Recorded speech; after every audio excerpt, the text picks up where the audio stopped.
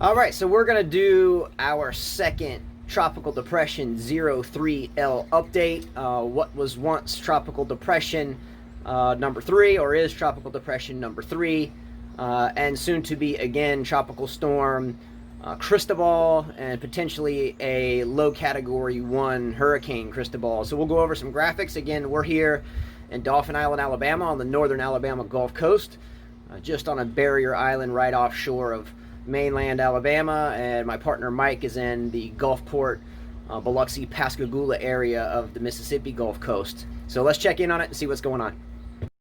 Currently, this is the location of Tropical Depression 3 or Tropical Depression 03L. When I did my first update, the storm was located basically in its position here. So for the past 2 days, the storm has just kind of meandered around and now has ended up over land, which has led to its lessening in strength. So currently, this storm is located on the Yucatan Peninsula and has started to turn from the west to the south and east, and now is going towards the east-southeast. So what we're going to end up seeing is this storm getting pulled out back into the Gulf of Mexico and headed in our general direction. Here's the current active infrared satellite view. What's pictured here is Cristobal, or TD3 or 03L, centered over land here on the Yucatan Peninsula.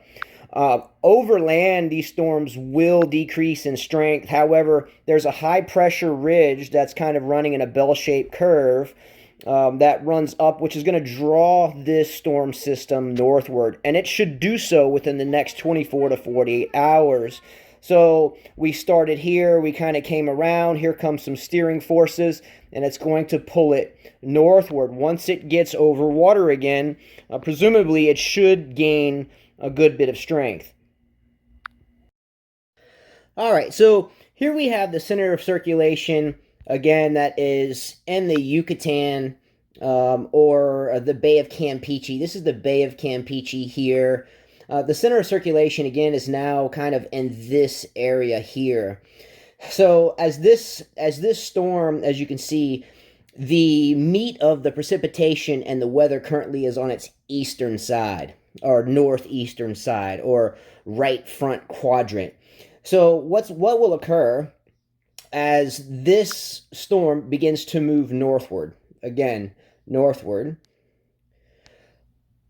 if the landfall came in between, say, Louisiana, Mississippi, where Mike is, or Dauphin Island, Alabama, here where I am, then the bulk of the precipitation would be, again, on that eastern side.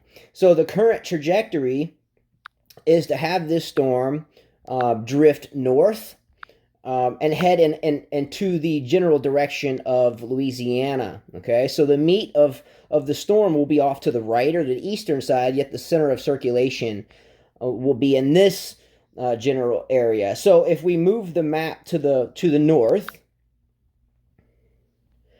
and if the center of circulation again came over, let's say, the New Orleans or central Louisiana coast, then the meat of this, now this is rain that's in Florida now currently, so this is the kind of the prelude to the storm, but the meat of the storm would basically be on this side of it, which can lead to really heavy rains, maybe not the strongest winds in the world. The water temperature here in the northern Gulf of Mexico is about a borderline at 80 degrees. So if the water is 80 degrees, generally one would think that the storm has the potential to really, really, really become strong. However, this water temperature is 80 degrees generally at the surface this time of the year, and not very deep below the surface. So when these storms churn up the water, generally what occurs is the cooler water underneath tends to get sucked up in the storm and prevents it from really becoming a super strong storm. So just a couple of models here. It's always nice to look at some models, but again, these are just computer models. So don't necessarily, if you see one model that might be right on top of you, or one that's, you know, just down the road, or one in a state over, don't pay too much attention to it this terribly far out, as these are just a bunch of different models that predict where this storm can track. And by saying where the storm's going to track, I mean the center of it. So let's just say that these cones now are becoming kind of in unison here. I get the one that's headed towards myself here in Dauphin Island is a little bit of an outlier, but let's just say the center of circulation runs right true, right up the middle here. So if that is the case, it runs right up the middle, then what we'll have is the meat of that precipitation over here in mine and my weather tracking friend Mikey in the Mississippi Gulf Coast. So again, I think that we have to watch out for some of the models that have it going towards maybe central or western Louisiana, because that would put the rain into the New Orleans area. Now, I don't think the winds will be very strong. I think maybe this may get to a Category 1 hurricane, but I think strong tropical storm, 65-mile-an-hour winds, heavy surf, definitely rip current, so watch out for the water. But if this comes ashore, let's say near Baton Rouge, Louisiana, Houston, Texas, then the rain, the heavy rains, and you could have, again, when I say heavy rains, we could have 4 inches, 6 inches, 10 inches, somewhere I think between 4 and 10 inches of rain on its eastern side. So if New Orleans picked up 6 to 10 inches of rain with already saturated ground, because New Orleans, again, is under sea level, it's held off by levees.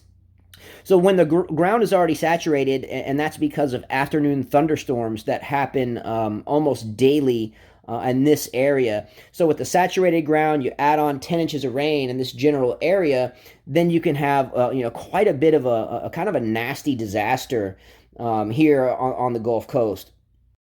All right, so here's an overall intensity guide where the same models we use to track direction, storm center. We also look at the intensity. So these are models that are all starting to come into play. The model goes by wind speed and then duration. So 168 hours is the duration, which is 7 days.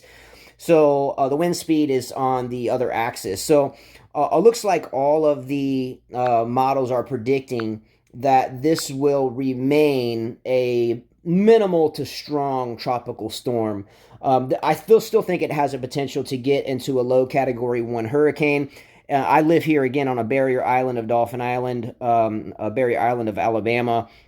We live right on the water, and it is really hot. So I understand now that the water temperature is 80, 83 degrees at the surface, but the more it hangs around down south, every small smidgen of degree that the water temperature rises, and that is from the ground below, I think we have a chance for this to get maybe a little bit stronger. All right, so in ending, I'm going to show you one of the models that I really go to, at least to kind of determine my own forecast. Again, a lot of times these forecasts will kind of go on their own. They're really tough to kind of find out where you think they're going to go. But here's the center of circulation now, again, right over the Yucatan, and the models, again, go up. There's one model that for myself and for my partner Mike in Pascagoula, Mississippi, that if it happened, it would be a very interesting weather event for sure.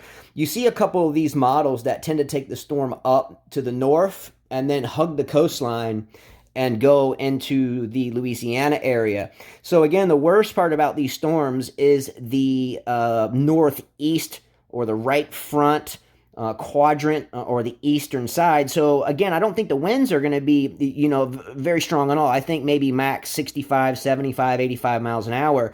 But if the storm moves very slowly, especially if it comes off the coast and then veers to the west, then what you're going to have is a very significant rain event for quite a bit of time if it remains moving slow in this general area.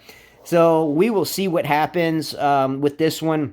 Again, I don't think it'll be terribly strong, but if that trajectory does occur, and I think that's the GFS model, which is a pretty reliable one, or the Euro model, but nonetheless, if that occurs, then we could be looking at right here where Mike is or where I am in the Dauphin Island area of Alabama, and we're both on the coast here, we could be looking at 5, 6, 7, maybe 10 inches of rain, and that's a pretty significant event. So we'll keep track of this one and see what happens when landfall comes.